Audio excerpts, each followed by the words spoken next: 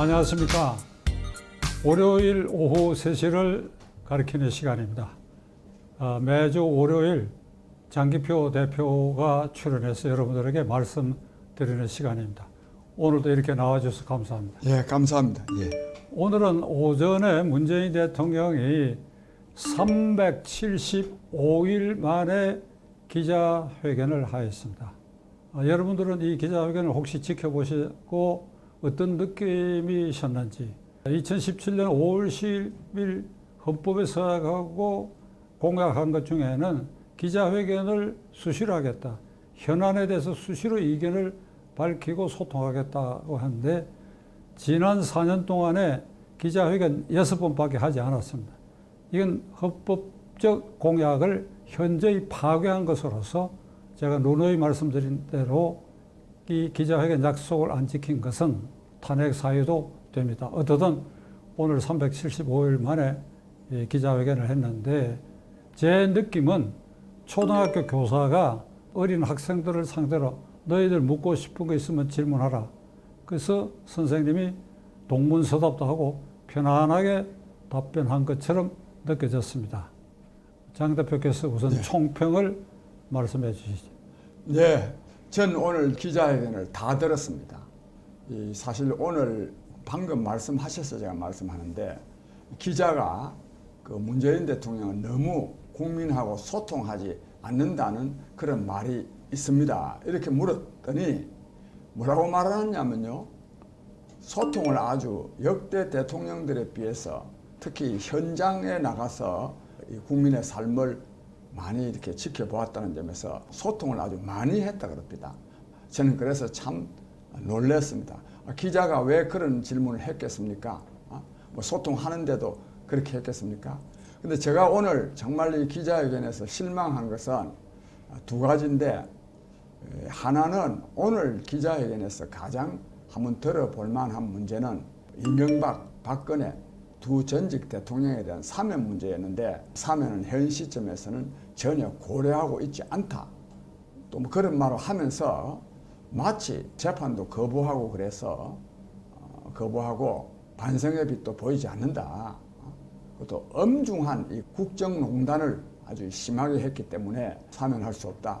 그리고 사면하려 그러면 국민의 공감대가 형성돼야 된다. 뭐 온갖 이런 말들을 좀 길게 하던데, 하여튼 저는 이거는 문재인 대통령이 지금 자기가 하고 있는 일이 얼마나 정말 이 불법과 폐가 많은지를 모르고, 자기가 앞으로 또 당할 일들을 모르고 이미 지금 구속되어 있는 분들에 대해서 좀 나무라는 그런 말을 해서 굉장히 실망이 컸다.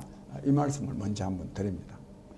사면 문제는, 그러니까 박근혜 대통령, 이명박 대통령이 죄질이 엄중하고 반성하지 않고 국가에 큰 폐해를 끼쳤다. 이런데 이건 뭐 장 대표나 저나 누누이 여러분들 말씀드린 것처럼, 만일 박근혜 대통령의 적폐가 문제된다고 한다면 지난 4년 동안 문재인 대통령이 쌓은 적폐가 훨씬 더 크다. 뭐 이 자리에서 자세히 말씀드릴 필요가 없고, 그리고 반성이 없다. 그럼 과거에 반성을 했기 때문에 박지원, 이광재, 안희정, 강금은 이런 사람들을 사면했습니까? 그건 대통령의 결단이지요. 그래서 오늘 아주 실망스러운 대통령의 이 답변을 듣고 말았는데, 북핵 문제에 있어서도 그는 조금도 그 기본 생각에 변화가 없는 것 같아요. 어떻게 보셨습니까, 장 대표? 예, 특히 북핵 문제와 관련해서 정말 참 이 문재인 대통령의 인식이 보통 큰 문제가 아니다, 이렇게 생각이 들었습니다. 제가 세 가지 말씀드리면, 우선이 그 트럼프 대통령 때 북핵 문제와 관련해서 굉장한 성과를 거두었다, 이렇게 말했습니다. 무슨 성과를 거뒀습니까? 불과 며칠 전에 북한 노동당 제8차 당대에서 북한은 핵무력 완성을 선언했습니다. 여기다 또 SLBM까지 또 완전히 또 과시했습니다. 거기다가요, 남한을 직접 겨냥하는 또 전술 핵무기 개발까지 하겠다 그랬습니다. 무슨 성과가 나타났습니까? 그게 첫 번째 놀랄만한 일이고, 그 다음에 2018년 6월 12일에 있었던 북미 말하자면 싱가포르 정상회담에서 북한 핵 문제 해결을 위한 기본적인 그 토대는 마련됐다 그랬는데 국민 여러분 전혀 그렇지 않습니다. 싱가포르 회담에서 북한의 핵무기 문제를 해결하겠다는 내용이 그 속에 들어있지 않습니다. 제가 전에 한번 말씀드린 일이 있기 때문에 길게는 말씀드리지 않는데 한반도의 완전한 비핵화를 위해서 노력한다 이런 말만 들어있지 북한의 비핵화가 들어있지 않습니다. 그런데 그걸 또 마치 굉장한 성과인 것처럼 말을 하고 정말로 놀랄만한 일은 바이든 정부가 트럼프 정부 때의 북한 핵 문제 회담을 위한 성과를 개성해서 뭘 해야 된다. 그리고 또 바이든 정부하고 이 문재인 정부는 코드가 맞다. 지금 바이든 정부가요, 트럼프 정부의 여러 가지 잘못된 미국의 국정 운영을 지우기 위해서 지금 시작하는 거 아닙니까? 예를 들자면 대통령 취임식 날 제1번으로 바이든 대통령이 하려고 하는 일이 뭐냐 하면 파리 기후협약에서 미국이 탈퇴한 것을 말하자면 복귀하겠다. 여기부터 이렇게 트럼프가 한 거가 잘못된 거를 지우겠다고 하는 것이 바이든 정부의 앞으로의 중요 정책 방향입니다. 그런데 무슨 트럼프 정부의 성과를 개성하고 바이든 정부하고 문재인 정부는 코드가 맞다 이런 말을 하는데 바이든 정부 중요 인사들이 보면 도대체 이 문재인 대통령 이 사람 정신 나갔나 하는 이런 생각을 갖게 될 것 같아서 오히려 바이든 정부와의 관계를 좋게 하는데 도움이 안 되고 그리고 또 기자가 물었습니다. 이 북한 핵 문제에 대해서 어떻게 김정은 위원장이 북한의 핵무기를 폐기할 의사가 있어 보이느냐 물으니까 폐기할 의사가 있다는 겁니다. 폐기할 의사가 있습니까? 앞서 말씀드린 대로 핵무기 완성했지 않습니까? 그리고 핵무기 폐기하라 그러면 대화도 안 하겠다 그럽니다. 그런데 이 문재인 대통령이 오히려 계속 지금 당사자가 김정은 위원장이 폐기할 의사가 없다 하는데 의사가 있는 것처럼 말하는 것은 이거는 국민을 기만하는 일입니다. 그리고 기만하는 일이고 무엇보다도 불과 며칠 전에 전술 핵무기까지 개발하겠다 하는데 언제 어디서든지 비대면으로라도 대화하겠다. 이렇게 대화를 구걸하고 그러면 우리한테 돌아오는 것은 뭐냐? 북한의 핵무기 세대밖에 없습니다. 진짜 정말 큰일 날 일입니다. 이런 사람이 대통령을 하니 오히려 이 북한의 핵무기 보유를 말하면 비호해주는 이런 역할을 남한 대통령이 하니 남한 대통령 보고 김정은이 대변인이다. 대변인을 넘어서 대변만 하는 게 아니라 후원자죠. 후원자. 그리고 또 이 남한의 국방부 장관은 북한의 국방부 장관처럼 행세하고 있습니다. 이러니 이 문제가 해결이 안 됩니다. 그래서 우리는 경제도 파탄났지만 국가 안보가 실종 상태에 있다고 말하고 이 문재인 정부는 절대로 북한 핵 문제를 해결할 수 없고 오늘의 청와대 기자회견에서도 해결하려는 의지가 아니라 오히려 북한의 핵무기 보유를 옹호하는 그런 발언들을 하고 말았다는 게 제 판단입니다.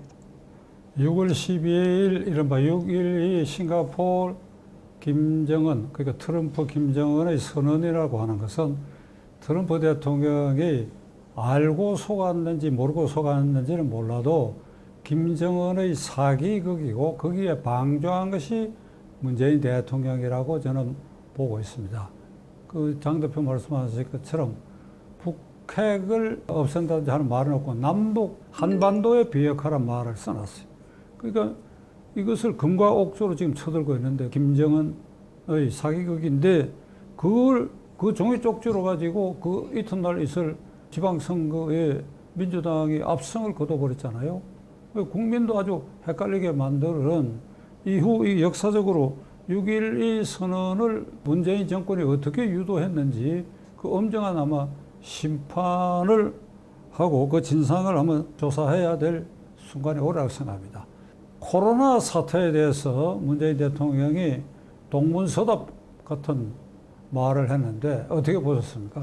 예, 코로나 사태와 관련해서 문재인 대통령의 동문서답은 정해진 거죠. 근데 특히 오늘 문제가 되는 것은 K 방역에 대해서 길지는 않지만 K 방역 말하자면 한국 정부의 코로나 방역이 아주 잘 된 것처럼 이렇게 말한 것도 문제고, 특히 동부구치소요. 그 동부구치소는 재소자들도 멋대로 할 수 없고 외부인도 멋대로 할 수 없고 완전히 그냥 국가시설로서 재소자들의 자유가 없기 때문에 말하면 정부 관계인들이 그걸 제대로 조치를 취하지 않으면 어찌할 수가 없습니다. 그래서 이 재소자 2,400명 중에 1,220몇 명, 과반이 넘는 사람이 확진 판정을 받았습니다. 확진 판정을. 그런데 이에 대해서 뭐라고 말하냐면 그 시설이 그 과밀 시설이 돼서 그런 것처럼 이렇게 말을 하고 앉아 있습니다. 아, 과밀 시설인 줄 몰랐습니까? 만약에 정말로 과밀 시설이라서 코로나가 확산되기가 쉽다면 그걸 미리 조치를 취했어야죠. 그다음에 또 더 중요한 것은 어쨌든지 이렇게나 많이 발생했는데 그랬으면요, 이 구치소장, 그 다음에 법무부 장관은 구속돼야 됩니다. 아무런 책임을 묻지 않았습니다. 뭐 들리는 바에 의하면 구치소장은 직무 직위가 해제됐다는 말이 있는데 이거는 추미애 장관이 책임을 져야 됩니다. 그에 대해서 아무런 말도 없는 걸로 봐서 이거는 실패에 대한 책임을 인정하지 않는 모습을 오늘 보였습니다. 그래서 저희는요, 폭정종식 비상시국연대에서는 지난 목요일 날부터 동부구치소 앞에서 문재인 정권의 코로나 방역 실패, 특히 코로나가 조기에 종식되기를 바라지 않는 이 문재인 정부의 의도가 드러났습니다. 어디서 드러나느냐?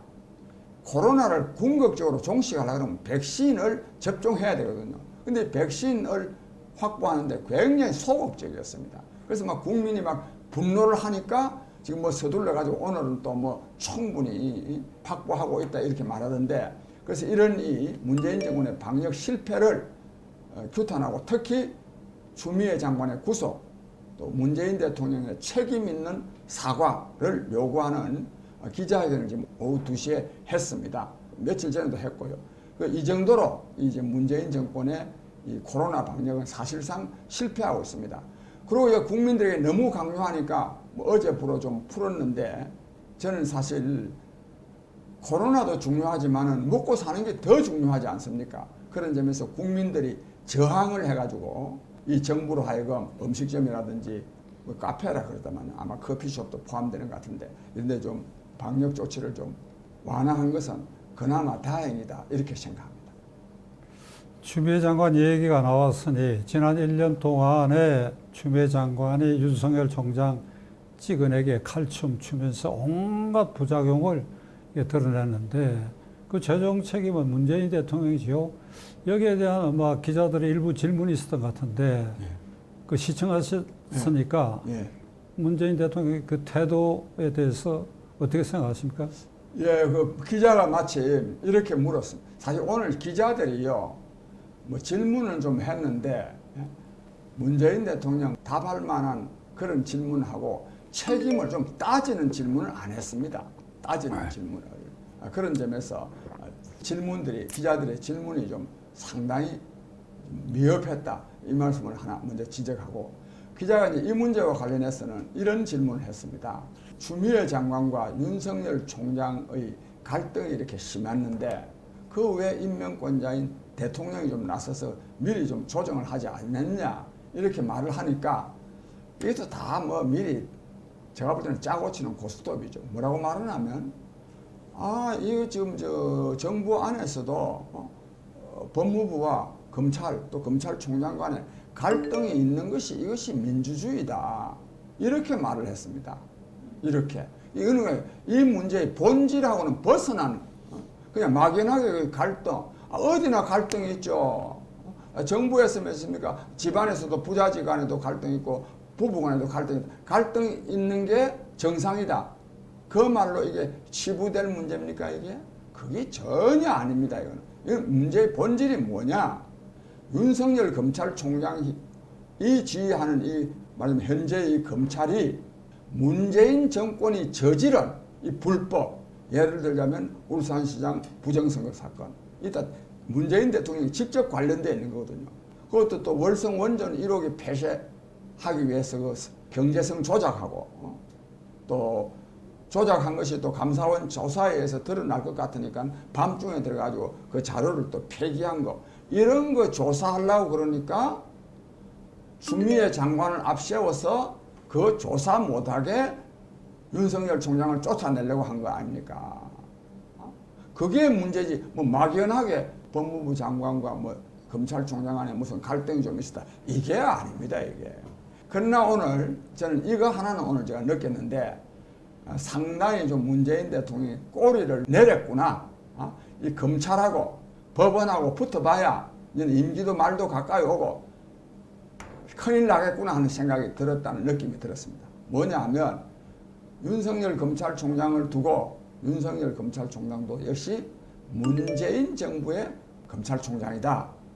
그리고 또 윤석열 총장이 하는 일에 대해서 어떻게 생각하느냐 이렇게 물은 데 대해서도 그거는 뭐 하여튼 검찰총장으로서 뭐 할 일을 하는 거다 이런 식으로 썩 이렇게 꼬리를 내리는 오늘 뭐 검찰개혁 말이 나오긴 했지만 지금 이 여권에서 지금 민주당 지도부에서 말하는 거 보면 검찰개혁 해야 된다. 검찰개혁으로서 정 말 안 들으면 검찰의 기소권을 아예 없애버려야 된다. 뭐 또 심지어는 탄핵해야 된다. 오늘 이런 기조가 전혀 아니었습니다.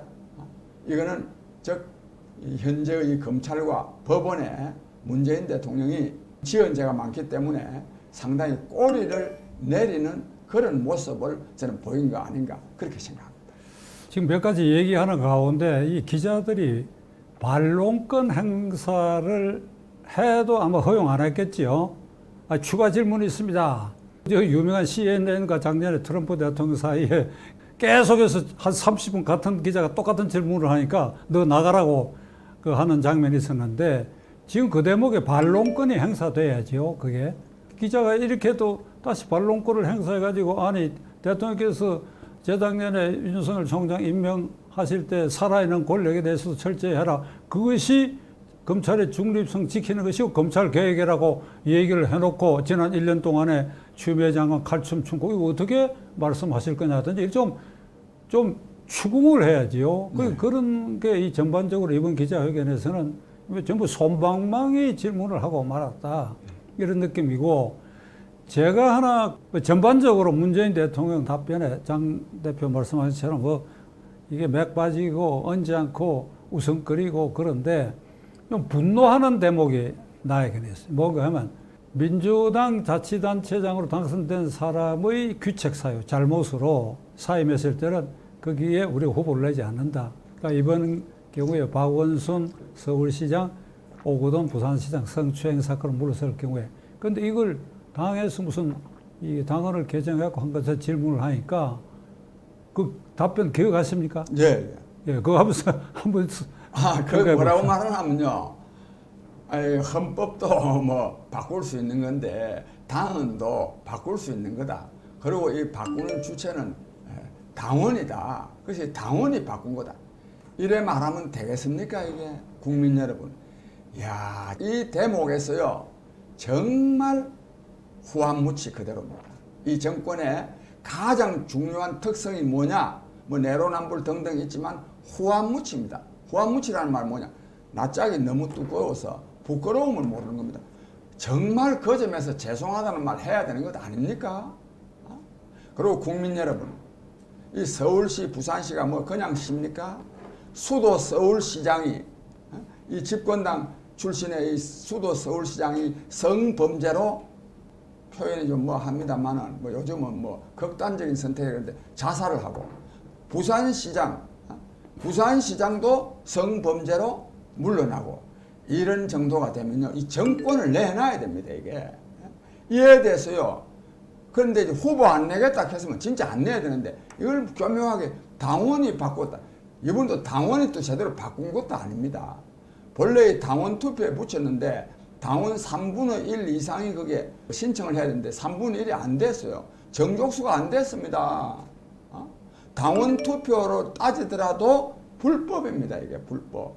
근데 이에 대해서 문재인 대통령은 오늘 그 헌법도 바꿀 수 있는데 당원도 바꿀 수 있고 당원이 당의 주인인데 당원이 바꾼 거 뭐 어떻게 하느냐 이렇게 넘겼습니다.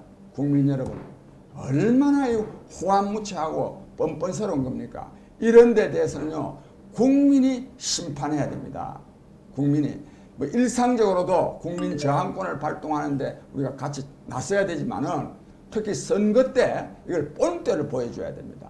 이번에 정말 서울시장, 부산시장 선거에서 민주당 후보가 참패하도록 만들어줘야 저런 뻔뻔함을 저는 좀 국민이 나서서 좀 길을 들일 수가 있다. 이런 생각이 듭니다. 지금 그 대목에서 대통령이 헌법도 바꿀 수 있고 뭐 당론도 바꿀 수 있는 것이니까 이렇게 아주 편안하게 얘기한 것 같은데 이거 웃을 수도 없는 일 아닙니까? 그러니까 헌법도 수시로 바꾸고 뭐 당론도 수시로 바꾸니까 내가 공약한 거 뭐 얼마든지 바꿀 수 있고 윤석열 총장한테 살아있는 권력에 대해서 수사하라고 한 거고 그 뒤에 지금 사실상 하지 말라고 한 거 아니에요. 그거 하지 말라고 했다. 그거 할 수 있지 않느냐? 헌법도 바꾸는데 그러니까 오늘 그 말은 오늘 기자회견 전반에 걸쳐서 아주 하이라이트구만. 하이라이트입니다. 하이라이트. 네. 그러니까 이런 불실한 대통령, 이런 약속 안 지키는 대통령, 조금도 미안해야 하지 않는 대통령, 부끄러워하지 않는 대통령, 이런 뻔뻔한 대통령 모습을 보이니 이게 무슨 놈의 기자회견입니까? 근데 한 말씀 보태면요. 오늘 참 이 사람들이요. 그 약속해도요. 이제 믿으면 안 됩니다. 왜? 내일 다음 날 또 바꿔 보시니까요. 다음 날 바꾼데도 왜 바꾸느냐 그러면 세상이 말이지. 세상이 변하는데 바꿀 수 있는 거지. 그걸 왜 못 바꾸느냐 그러면 묻는 사람이 오히려 바보가 돼요. 묻는 사람. 그러니까 이 사람들 말은 믿으면 안 된다고 하는 거를 그때 우리는 후보 안 내겠다 하는 거는 그걸 믿어달라는 말 아니겠습니까? 다음에 그런 일이 생기면 필요가 없다는 거 언제 다음 날 또 바뀌어보는데 뭐. 이런 말을 하는 사람이니까 뭐 정말 할 말 없네요. 저 사람 자꾸 뭐 시비 걸기도 힘듭니다.